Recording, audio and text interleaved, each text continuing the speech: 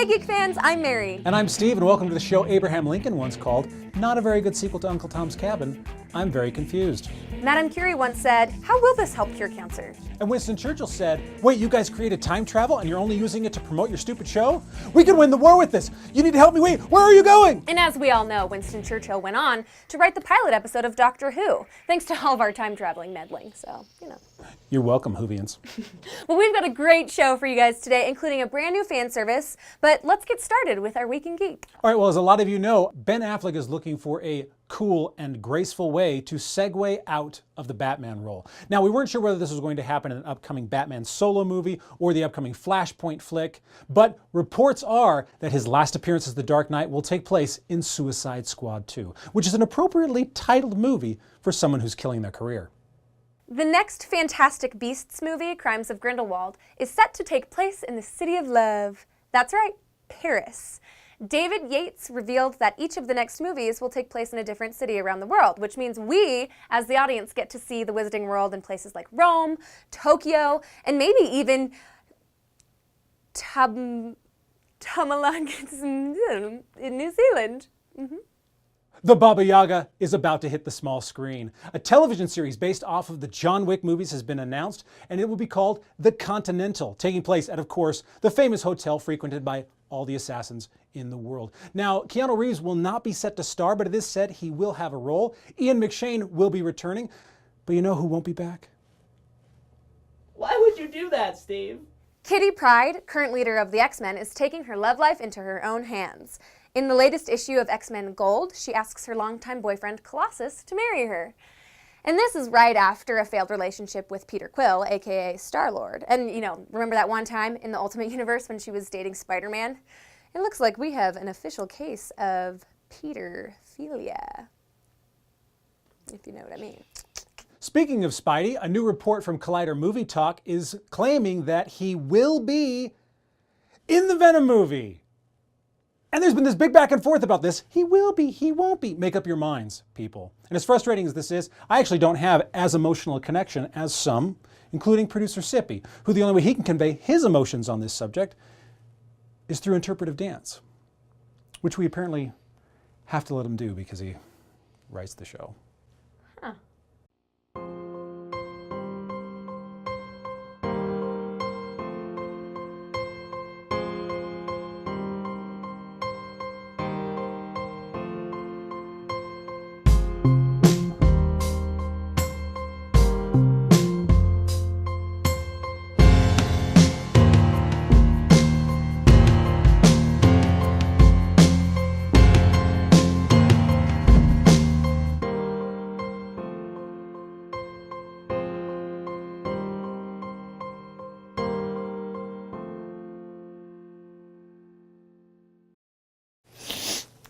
I'm sorry.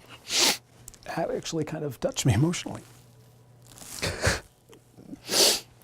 Anyway, Nintendo has always been a pretty innovative company, and while other gaming companies are pursuing 4K and VR support, Nintendo continues to say that it isn't interested. But you want to know what it is interested in? Imagination. The Nintendo LABO is essentially a bunch of DIY cardboard models that you use with the Switch to create an entire gaming experience. Now, from the trailer, we saw the Switch turn into a piano, a fishing rod, and a punching robot suit. Because why not build a giant cardboard mech on 420? Now, don't get me wrong. It all sounds pretty great, but is it really worth the $70 price tag? Are you kidding me? This is worth every penny. Wow, 2 cameos in 1 week. Somebody needed a win. Your hurtful words can't get to me in here, Steve.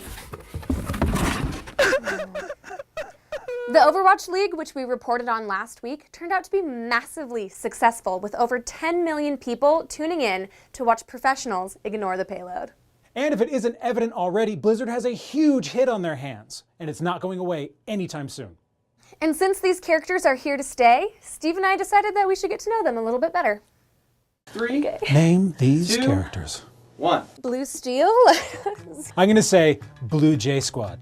Well, you're both wrong. That's Farah. Sir Squats a lot? I'm gonna say Tankaton. That is Bastion. See, he has a totally normal name too. Yeah. This is Scott the Robot. I'm gonna say that's Tilda Swinton. Her name is Moira. Moira. Oh, that's a pretty name. That's a really nice name. When are we gonna get to like? I know. I really like that name. Okay, It's good. I'm You going a name it totally a different fish route that or this something. next one. Who is this? That is Oh, Peter. Yeah. You know. Oh, of course. I mean, you know that we all know who that is. That's Cyclops Yeah, from the that's X-Men. Cyclops from the X-Men. That is Soldier 76. When I went to just be soldier on AOL, there were already 75 of them. So. 69 was already taken. Yeah, so- Oh, that's That Bubbles.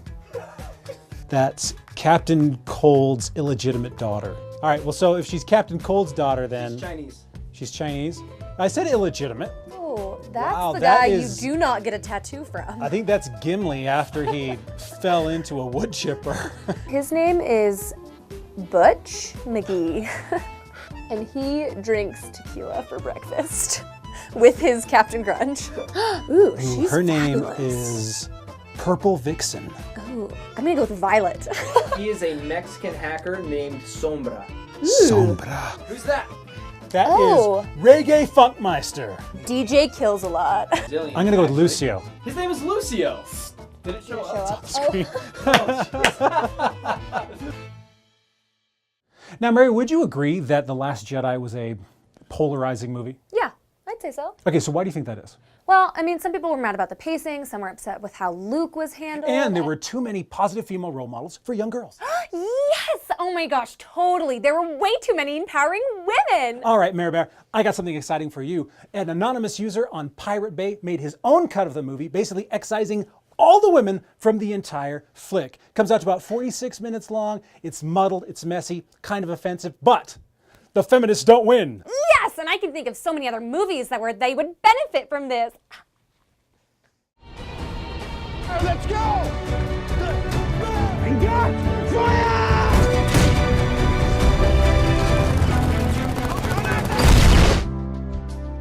You complete me.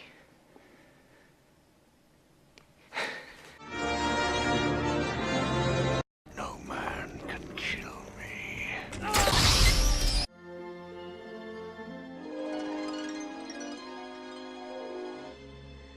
Take a look. I'm Mary Poppins, y'all!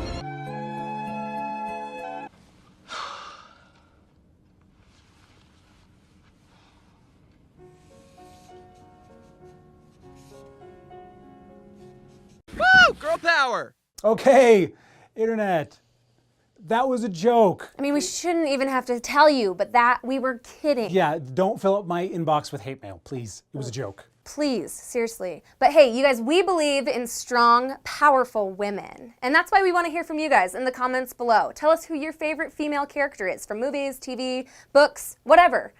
You know, if I had to pick my favorite heroine from movies and all that stuff, it would probably be Ripley from the Alien movies. Mine's my mom. And now I look like a jerk for not picking my wife or something. Well, you are what you are. Why don't you introduce the next segment? All right, well, we have our fan service, and this week, it's a good one. Now, obviously, cosplay is a fixture of Comic-Con. It's not usually a fixture of the bar scene. Well, this week we're taking a look at Cosplay Night at the Union, and it's all for a good cause.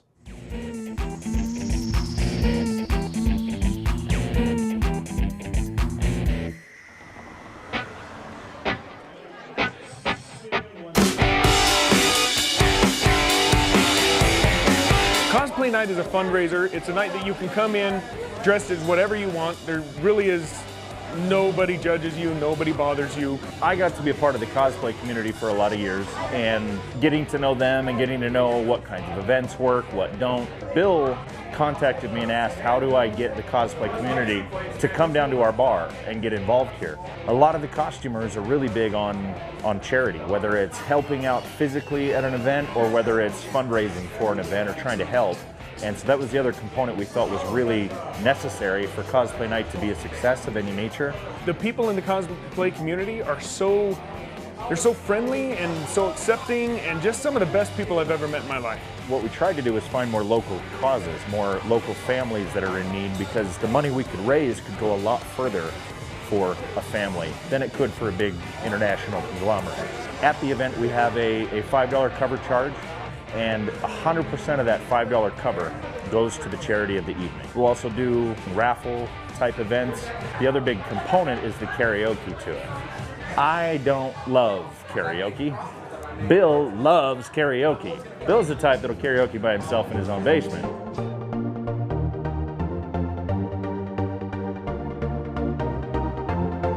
I love to perform at Cosplay Karaoke because it gives me a chance to really stretch my creativity.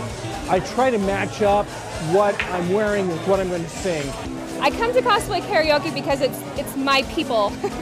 It's just a community of people that are super welcoming and accepting of all different nerdisms. Everyone's super welcoming. Cosplay Night comes off as Cosplay Night, and people get worried that, well, I don't have a costume, or my cosplay's not good enough, and I don't want to bring it. It's not about that. It's about the community, the environment, that geek culture. And so a lot of people you see come down in just a geeky t-shirt, but we implore everybody to come down. It's not just about cosplay. Everybody loves everybody. I think it's just a home for people that normally don't feel comfortable in a big environment like this. They can come here and they can feel safe. It just turned into something that's better than anything I ever intended to create. I mean, it's just a family. I never expected that. So I'm not against it, though. That's why this community pulls in and really digs into the characters they're trying to portray. That's the way I wanted it to go. Oh, there we go. That's fair. There it is. That's fair. Well, that was really fun. If you guys want to be part of the next Cosplay Night, it's at the Union the second Saturday and the fourth Friday of every month. And who knows, you might see us there. It could be really fun. That would be a lot of fun. Night. Well, that's all the time we have for our show this week. Thank you for watching. Remember, you can catch us on Facebook, YouTube, Instagram, everything. We want you to share it out, get your friends to like it, because we are like the most likable people I mean, in well, the world. I mean, except right? Sophie. Just kidding, just kidding. He's wonderful. We love him. But that's why he's not on camera. Right? No, but he's great. Anyway, but we love you guys, and remember, we are geek. We are geek.